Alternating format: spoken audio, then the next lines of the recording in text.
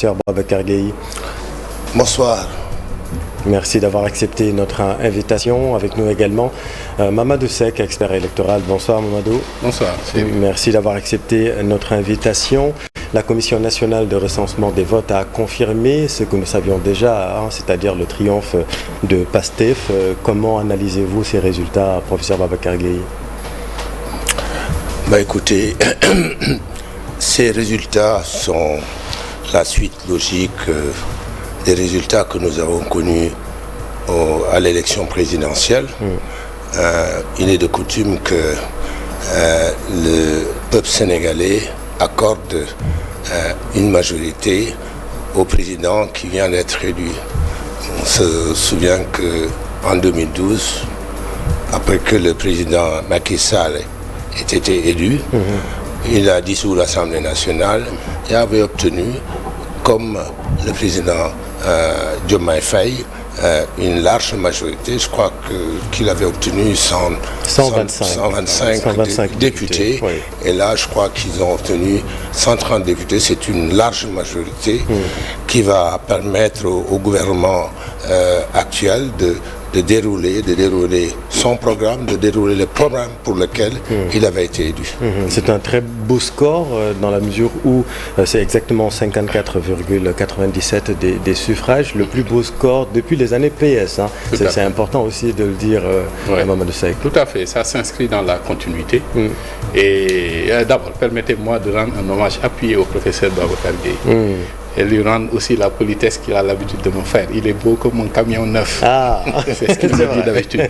Alors, non, ça s'inscrit dans la continuité.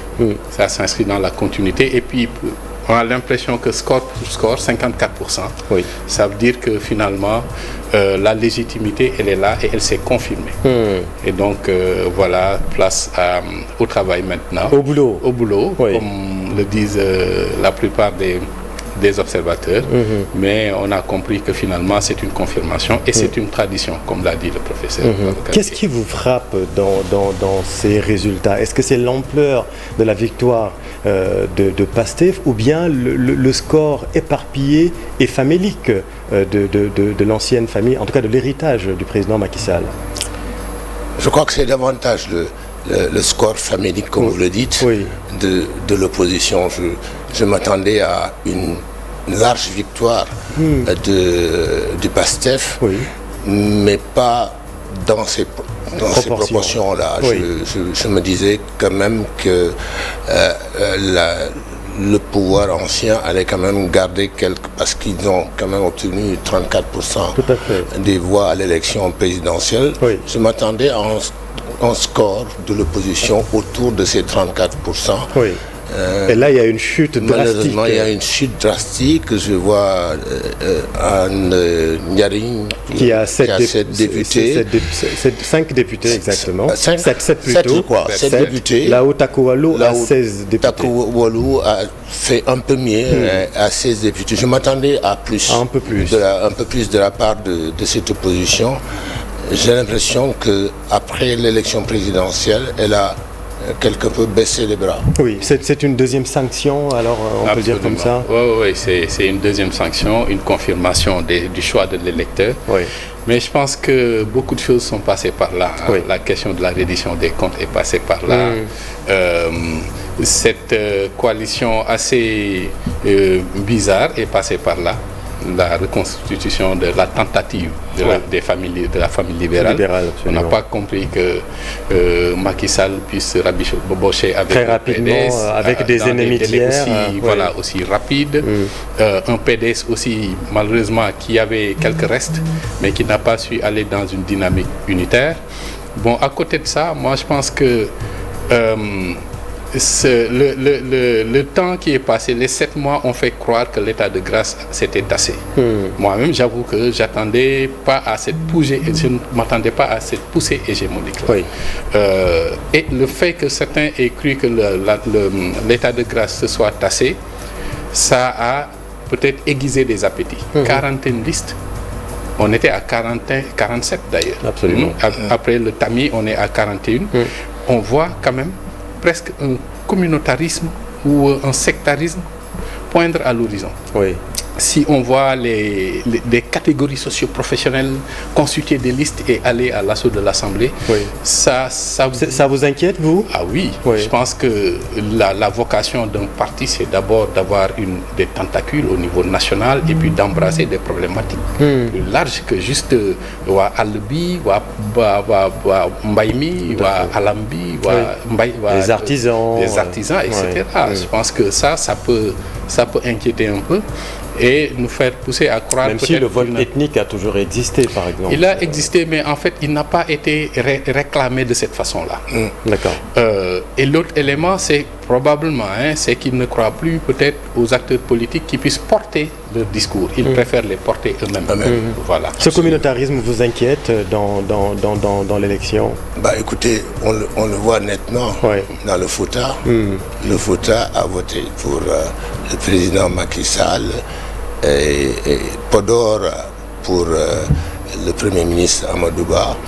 Donc, c'est des Alpulaars qui votent pour des Alpulaars. C'est un vote, je ne vais pas dire ethnique, mais je vais dire un vote affectif. On va dire affectif. Oui. Ça reste une base affective. Ça reste une base affective, mais il ne faudrait pas que cette tendance perdure. Il va falloir qu'on dépasse là assez rapidement, sinon on pourrait s'installer dans le vote ethnique comme on peut le constater dans d'autres pays. À partir de ce moment, est-ce qu'on peut dire de même qu'à Ziguinchor, où Ousmane Sonko a écrasé carrément l'opposition aussi? Est-ce qu'on peut parler de vote également affectif à ce niveau? C'est pas tout à fait la même chose, dans la mesure où Ziguinchor est une ville cosmopolite. Absolument. Ziguinchor n'est pas comme Podor. On voit des peuls, c'est vraiment le melting pot. C'est le melting pot, absolument.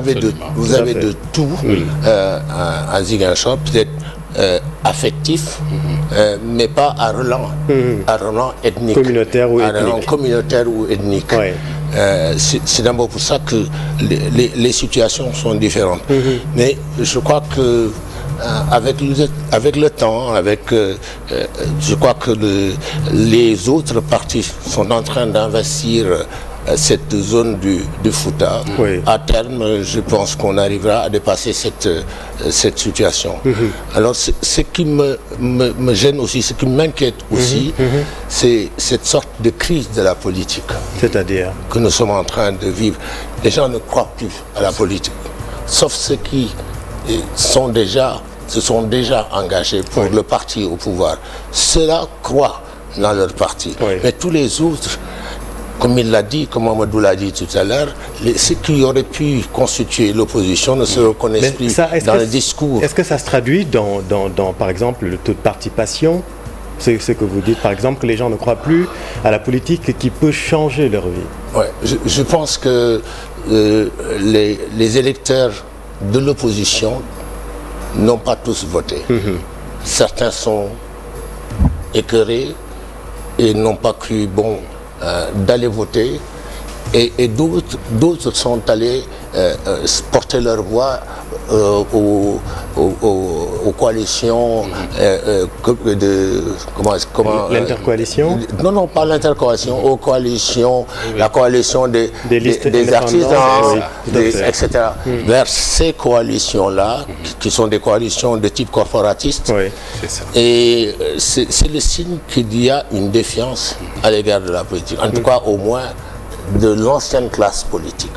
On va parler des perspectives et des réformes que vous attendez, mais restons sur les enseignements de ce scrutin et sur cette année électorale finalement. On a deux élections dont l'une n'était pas prévue et avec beaucoup de soubresauts politiques. Normalement, si la volonté du président Macky Sall avait abouti, on irait à la présidentielle au mois de décembre. Avec le recul, qu'est-ce que ça dit de notre démocratie, Mamadou Seck?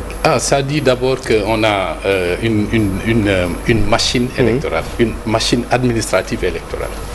Parce que dites-vous bien que même le Conseil constitutionnel nous a tiré d'affaire en nous poussant à aller aux élections au 24 mars. Et c'est dans un délai d'1 mois qu'on a été à l'élection présidentielle. Et l'administration électorale avait réussi le pari de l'organisation. Cette fois-ci aussi, on a organisé nos élections législatives en 66 jours. Oui, chrono, absolument. Chrono. Oui. Et ça s'est bien passé. Ça veut dire que d'abord, au-delà même de la démocratie, etc., de tout ce qu'on peut dire, notre modèle électoral il est bon. Tient la route. Oui. Est bon et a été éprouvé cette fois-ci, en 66 jours. C'est les élections, l'une des élections de mémoire, je vais laisser le prof qui est notre doyen dans ça, l'une des élections les mieux organisées au Sénégal. Oui, il y a eu peu de contestation. Oui, absolument. Maintenant, à côté de ça, bien évidemment, c'est une vitalité démocratique. J'ai même envie un peu de changer de perspective et de dire que 47 listes peuvent aussi renseigner sur la vitalité démocratique, contrairement à ce que on est tenté toujours de penser qu'une inflation de listes c'est trop, etc. Mais ça veut dire que les gens veulent s'exprimer. Ça montre la vitalité démocratique. Oui, et ils adhèrent à l'esprit de démocratie, adhèrent à l'esprit de diversité de propositions et de débats. Mais ça, c'est tout ce qu'on souhaite pour une démocratie. Donc ça aussi, c'est une lecture que je fais. Et la troisième lecture, c'est également une société civile qui sait s'enchasser dans ces dynamiques, qui sait être réactive. Toute la société civile n'a pas pu mobiliser assez de ressources, mais a fait des sacrifices. On a été dans des dynamiques unitaires pour pouvoir aller aussi dans ces types de monitoring citoyen qui ont permis aussi de rassurer l'électeur. Pour lui dire que quand même, on a d'autres acteurs qui veillent sur le processus et vous pouvez y avoir confiance. Professeur Babacar Gueye, qu'est-ce que vous retenez de cette année électorale? Rappelons que l'élection a coûté quand même 11 milliards. Voilà, c'est pas négligeable. Qu'est-ce que vous avez envie de dire comme analyse de cette année? Écoutez, c'est un peu cher. Mais la démocratie, un peu beaucoup. La démocratie a un coût. Oui. Je me souviens lors des discussions, des concertations qui ont été organisées par le ministre de l'Intérieur, nous sommes allés jusqu'à proposer qu'on puisse utiliser les bulletins de la présidentielle, le format du bulletin de la présidentielle, ce qui nous aurait permis d'économiser 8 milliards. 8 milliards, absolument. Malheureusement, certains représentants de certains partis de l'opposition. Malheureusement, c'était de l'opposition qui ont dit non. C'est ça, absolument. Qui ont dit non. Le directeur général des élections, ça en est plein. Oui, ça a coûté très cher. Tout à fait. Et ça a rendu le travail beaucoup plus difficile parce qu'il fallait trouver du papier. Absolument. À cet instant-là précis, il n'y avait pas assez de papier au Sénégal pour organiser les élections législatives parce qu'il fallait 8 millions de bulletins pour chacune des 41 listes. C'est énorme. C'est énorme et c'est coûteux. C'est ce qui nous a poussé en partie à demander qu'à l'avenir on puisse aller vers le bulletin unique. À défaut d'utiliser le bulletin dans le format de la présidentielle, d'aller vers le bulletin unique. Parce que ça fait quand même 2 élections, l'élection présidentielle et les élections législatives. Deux élections d'envergure. D'envergure qui pèsent lourd. Mais ça veut dire quand même que la machine électorale est huilée et pourtant vous demandez par exemple l'institutionnalisation de la commission électorale nationale pour garantir une indépendance totale dans l'organisation des élections. Pourquoi? Nous voulons simplement parfaire encore davantage.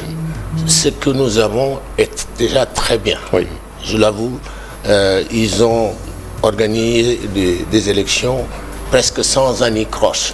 Et nous voulons aller pousser plus loin, autonomiser davantage l'administration électorale, les autonomiser davantage pour qu'ils puissent avoir les coups des franges pour organiser les élections sans interférence. Parce qu'aujourd'hui, nous avons un ministre de l'Intérieur qui est totalement neutre, il n'y a pas de problème, il n'y a pas eu d'ingérence, mais qui est-ce qu'on aura demain?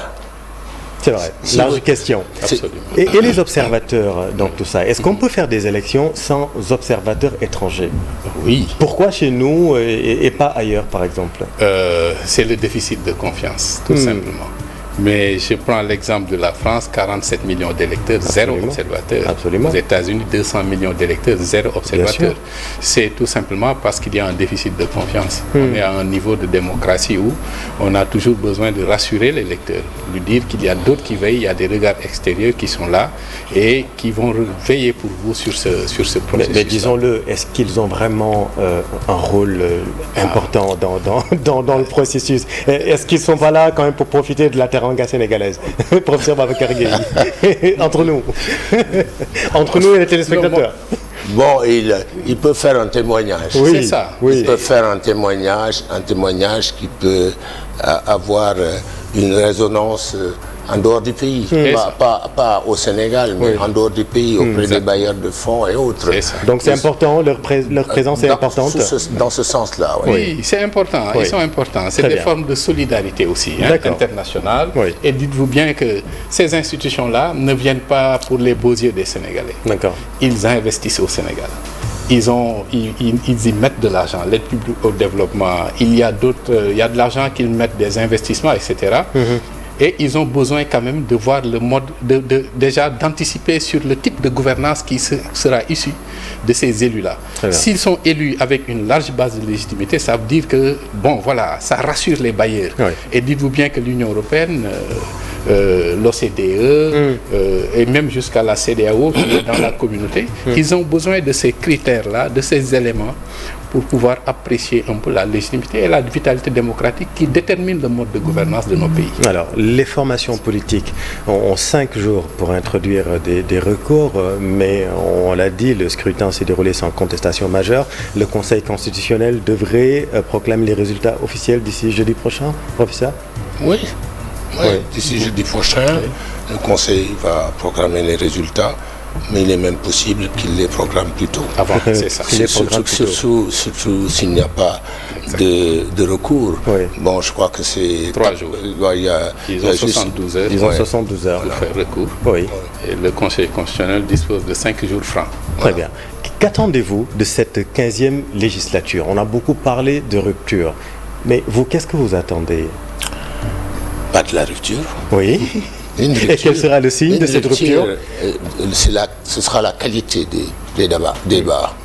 La qualité, le fait que les députés vont enfin, sous cette législature, commencer à faire des propositions de loi, faire en sorte que le bureau de l'Assemblée nationale accepte de recevoir les propositions de loi qui peuvent venir des députés, qu'ils soient de l'opposition ou du pouvoir. Ou de la majorité. Voilà, élever le niveau du débat à l'Assemblée nationale, qu'on n'ait plus les défilés de mode ou des batailles rangées. Donc l'objectif, c'est vraiment le débat à un niveau respectable, à un niveau que les Sénégalais pourront suivre. Comment conceptualisez-vous la rupture, Mamadou Seye? Alors, il faut d'abord savoir que, en perspective, si on lit les listes et qu'on les voit, c'est un renouvellement de l'Assemblée nationale. Puisque dans la confection des listes du PASTEF, c'est des inconnus qui ont été investis. Ça va être des novices qui vont arriver à l'Assemblée. Probablement, ça peut être aussi vecteur de rupture, parce qu'ils vont venir avec une nouvelle façon de voir, de nouvelles habitudes. Ce n'est pas les habitudes des politiciens professionnels. Avec une classe sociale différente. Exactement, mais ça peut avoir les défauts de ses qualités. Parce qu'ils ne maîtrisent rien de l'Assemblée nationale. Ça voudra dire qu'il faut... Ils ne seront pas les premiers. Oui, mais en réalité, si on veut rompre, il faut qu'ils soient formés. Voilà, il faudra développer peut-être des programmes d'assistance, mettre en place des assistants parlementaires, etc. L'autre lecture qui me semble loin de la rupture cette fois-ci, c'est qu'on a une hégémonie et probablement un autre groupe de 16 et 7 qui ne sont pas en odeur de sainteté, les 16 et les 7. Les 16, alors pour préciser, les 16 c'est Tako Walou, dirigé par Macky Sall, et les 7 c'est Diamandjari, dirigé par Amadou Ba. C'est ça. Donc, tout est possible en politique. Mais, a priori, on peut se dire qu'il n'y aura pas une diversité de groupes parlementaires. Ça aussi, ça peut aussi être vecteur de casser cette dynamique de rupture-là, parce que avoir plusieurs groupes parlementaires aurait permis de diversifier les perspectives et les débats. Mais on aura un grand groupe parlementaire très fort, PASTEF. Peut-être des tentatives de mettre en place un groupe parlementaire et un deuxième. Et encore, ça va être une paire de manches parce qu'il faut au moins 17 députés pour avoir un groupe parlementaire. Donc on est parti pour avoir 2 groupes parlementaires. Ça peut aussi être un facteur qui pourrait bloquer ces velléités-là de rupture. Voilà. À moins Vous êtes d'accord avec ça? Si, je suis d'accord avec lui, sauf si les députés de la majorité se comportent plus comme des députés de la nation que comme des députés du parti qui les a investis. Vous avez un doute là-dessus? Je ne peux rien dire pour le moment. J'attends de voir. J'attends de voir. Je verrai à l'épreuve des faits si ce sont des députés qui se considèrent davantage comme des députés de la nation ou comme des députés du Parlement. Mais il y a quelques signes. Il y a un petit signe avant-coureur avec cette histoire de nomination de Samba Ndiaye. Nous avons vu la réaction des militants de PASTEF et peut-être aussi le fait que les militants de PASTEF sont ceux qui financent le parti. Et les militants de PASTEF se considèrent un peu comme des actionnaires, comme des gens qui participent au pouvoir. Et donc, ça témoigne de la démocratie interne, disent-ils. Oui, ça peut témoigner de la démocratie, mais également de leur volonté de participer, de ne pas se laisser compter. Alors, il y a eu ce débat sur qui sera au perchoir, avec Ousmane Sonko qui est Premier ministre, et désormais chef de la majorité parlementaire. Qu'en pensez-vous, Mamadou Faye? Alors, c'est vraiment une question difficile. Je suis désolé. Mais la vérité est que d'expérience, moi, ce que j'ai vu à l'Assemblée, je ne parle pas peut-être de l'Assemblée parlementaire française où on a vu une jeune Yael Bonne-Privé qui a été réélue d'ailleurs. Et on prend l'exemple de la France parce que souvent aussi on a vécu beaucoup d'influence de la France. Mais au Sénégal, d'expérience, aller sur le mur des présidents de l'Assemblée nationale à l'institution, c'est le 3e âge. On a cette habitude-là probablement de mettre au perchoir des gens qui ont fini d'avoir assez d'expérience, assez d'épaisseur politique et qui se sont quelque part calmés un peu, entre guillemets. Pour pouvoir amorcer vraiment le débat avec sagesse, avec calme, tempérance, etc. Peut-être que ce sera toujours une approche comme ça. Mais je verrai mal Ousmane Sonko. Le président Moustapha Niasse a eu du mal à tempérer tout ça, je vous rassure. Mais quand même, il a été là et puis c'était deux législatures pas très faciles. Mais je verrais mal Ousmane Sonko avec ses ambitions, avec sa jeunesse, sa volonté aussi de tenir le bar, s'éloigner du centre du pouvoir. Parce qu'à l'Assemblée, on n'est plus au cœur de l'action, on légifère. Et le fait de légiférer, ça prend du temps. Ça demande de la patience, du calme, de la tempérance, d'une attitude zen, etc. Ousmane Sonko a toujours besoin quand même d'être au cœur des affaires, d'avoir les mains dans le cambouis et d'avoir la barre. Parce qu'aujourd'hui, si on voit un peu comment les choses se structurent. Tout en étant un super Premier ministre et un chef de la majorité parlementaire. Regardez l'attelage. Le président Diomaye a pris du recul. C'est vrai. Si aujourd'hui on n'a pas quelqu'un qui prend la barre et qui organise les choses, ça peut être quelque chose de risqué pour eux s'ils veulent s'inscrire dans une... Et j'interroge le constitutionnaliste, et si on revenait à 1960, si le président Mamadou Dia se réincarnait dans Ousmane Sonko, à savoir revenir à un régime parlementaire qui va permettre au Premier ministre d'être le président du Conseil et le chef de la majorité parlementaire. Ce sera difficile, parce que nous sommes déjà pas dans ce type de régime. C'est le président qui détermine la politique de la nation et c'est le Premier ministre qui coordonne, qui la conduit. Donc les rôles sont bien répartis. Compte tenu de la réalité politique entre les deux. Mais contrairement à ce que les gens pensent, je n'ai pas le sentiment qu'il y ait des tiraillements entre les deux. Je ne pense pas. la manière dont le président Diomaye parle est assez révélateur à cet égard. Tout à fait. Il a dit une fois dans une rencontre avec vous, je crois, qu'il a passé 12 ans à vouloir faire élire C'était lors de la conférence de presse. Voilà, Ousmane Sonko. Oui.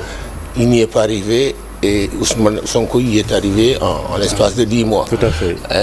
C'est dire le type de relation qu'il y a entre les deux. Et je peux vous dire que ces relations, pour avoir travaillé un peu avec eux, ces relations sont des relations très huilées. Oui. Contrairement à ce que beaucoup de gens peuvent penser. Je ne suis pas... Donc il n'est pas question d'un changement de régime politique au Sénégal. Non, il est possible. C'est une réforme nécessaire ou pas, selon vous, non, il en est tant possible. que constitutionnaliste? Non, écoutez, il est possible d'aller vers un régime qui va consacrer une diminution des pouvoirs du président de la République en faveur du Premier ministre, ou alors d'aller vers l'institution d'un vice-président. Il est possible également qu'on réinstalle le vice-président, qu'on supprime le poste de Premier ministre et qu'on réinstalle... Ce qu'a voulu faire Maître Abdoulaye Wade. Oui, à un moment donné. Oui. Et à ce moment-là, de mieux répartir les compétences. Les prérogatives. Est-ce que c'est important quand même pour garder la stabilité institutionnelle de notre pays, d'aller à ce changement de régime? Écoutez, un changement de régime, pour être pertinent, doit correspondre à la volonté populaire. Oui. Donc, il faut que le changement puisse correspondre à la volonté populaire. Or, au Sénégal, on s'est beaucoup plaint de l'hyper-présidentialisme. Absolument. On s'en est tous plaints. Et je crois qu'il ne serait pas mauvais d'aller vers un allègement des pouvoirs du président de la République en faveur soit du Premier ministre, soit d'un vice-président. Parce qu'à l'état actuel de notre Constitution, le président de la République est le chef exclusif de l'exécutif. Tout à fait. Oui. Il détermine la politique de la nation conduite par le Premier ministre. Conduite par le Premier ministre. Vous en pensez quoi à cette nouvelle République, Ce serait la 4e alors si on va... Ce serait la 3e. Ce serait la 3e. Est-ce pertinent selon vous, tenant compte de la nouvelle réalité politique? C'est important, c'est un grand sujet, mais c'est important peut-être... Oui, mais moi ce dont j'ai peur, c'est qu'on soit dans une dynamique de faire des trucs sur mesure. C'est parce qu'on a deux personnalités assez spécifiques qui dégagent... des dynamiques assez particulières. Oui. Et il nous faut donc nous adapter à cet attelage-là. Moi, c'est ce dont j'ai peur. Dites-vous bien que si aujourd'hui, on allège le pouvoir du président de la République, qu'on remet à un Premier ministre, et qu'un nouveau président arrive et qu'il veuille être un président fort, on est parti pour encore des instabilités. Il va peut-être vouloir reprendre ce qu'on avait donné au Premier ministre. Oui. Donc moi, En même temps, le président monarque, on l'a toujours décrié ici au Sénégal aussi. Vous savez, on a hérité de la 5e République. Française. Avec un président également très fort. Absolument. Maintenant, ce n'est pas tant les prérogatives que la nature de celui qui incarne ces prérogatives, des fois, qui compte. Je prends l'exemple de 85, quand on a vécu le changement de majorité à l'Assemblée nationale française. Mais rien ne présageait que le président Mitterrand accepte la cohabitation. Il aurait pu camper sur ses positions et refuser de nommer un Premier ministre de l'opposition. Il avait fait une interprétation assez large de la Constitution et a accepté de choisir un Premier ministre de l'opposition. Mais beaucoup d'acteurs politiques ont dit, mais en réalité, il l'a fait parce qu'en réalité, Mitterrand, il aimait castagner. Il se retrouvait dans ça. Dans la bataille politique. Donc, c'était des fois, c'est la nature des acteurs qui incarnent les pouvoirs qui peuvent aider d'ailleurs à rendre beaucoup plus abouti l'esprit des constitutions qu'on met en place. Tout comme des fois, de par leur nature, ils peuvent alléger un peu les pouvoirs, laisser quelque chose au Premier ministre, au gouvernement, etc. Et tel que je vois les choses actuellement, mais le fait qu'on a un président qui, quelque part, abandonne quelques de ses prérogatives. Elle laisse la place au Premier ministre qui, finalement... Mais justement, c'est pour ça, parce que certains craignent un amalgame institutionnel. Hein. Oui, on peut, oui. Mais en réalité, comme disait De Gaulle, une constitution, c'est un esprit, une pratique et des institutions. La pratique a sa place dans cela.